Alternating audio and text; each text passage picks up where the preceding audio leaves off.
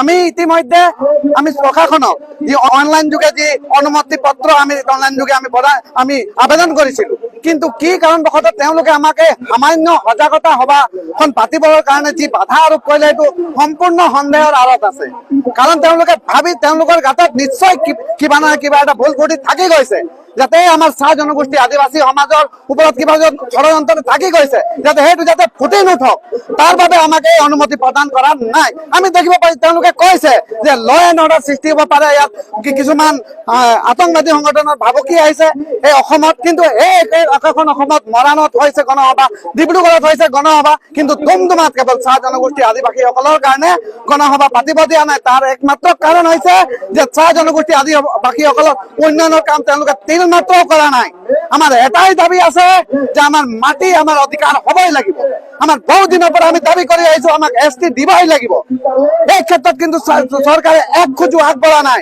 অকল তেওঁলোকে মুখাদি কৰি দিলে নহব, আমাৰ চৰকাৰৰ যি গেজেট নটিচ সেইটো লাগিব যে কেতিয়া আমাক তেওঁলোকে মাটি পট্টা দিব।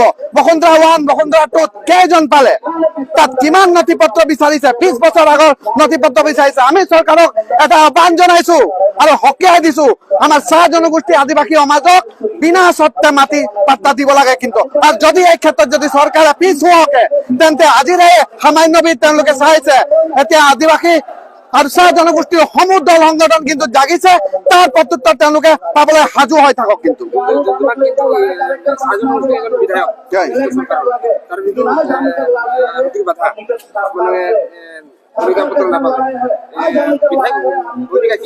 ইয়াত চাহ জনগোষ্ঠীৰ বিধায়ক MLA ৰ কথা মই ক'ব নাযাওঁ। ইয়াৰ MP জনো তো অনা চাহ জনগোষ্ঠী, আমি অসমীয়া হয় নাই প্ৰথমে মুখ্যমন্ত্ৰীয়ে স্পষ্ট কৰক। ইয়াত চাহ জনগোষ্ঠী বিধায়ক আছে, হয় আমি মানিছো, কিন্তু আমি অসমীয়া সমাজৰ অবিচ্ছেদ্য অংগ হৈছে চাহ জনগোষ্ঠী। আজি হুলনাল স্কুলত আপোনালোকে যাব, গাৰ্লছ স্কুলত যাব, 99% অসমীয়া মাধ্যমত পঢ়া কেৱল চাহ জনগোষ্ঠী আদিবাসী ষ্টুডেণ্ট আছে। ইয়াত চাহ জনগোষ্ঠী MLA হৈও আমাক কি বুলি কয় তেওঁলোকে গুৰুত্ব দিয়া নাই, বাধা প্ৰদান কৰিছে। কিন্তু অনা চাহ জনগোষ্ঠী যি কি বুলি কয় MP আৰু MLA আছে, তেওঁলোকে কি কৰিছে? আমি কি অনা চাহ জনগোষ্ঠী MP MLA কি আমি ভোট নাই দিয়া? আমি কেতিয়াও নাভাবো, আমি নিজকে অসমীয়া হিচাপে ভাবো, কিন্তু তেওঁলোকে আমাক অসমীয়া হিচাপে ভাবে নাই, সেইটো সন্দেহৰ আঁৰত আছে। আৰু ইয়াত MLA MP সবেই আমাৰ বিৰোধিতা কৰিছে, আৰু তাৰ প্ৰত্যুত্তৰ কিন্তু অনাগত দিনত তেওঁলোকে পাব। সাজু হৈ থাকক।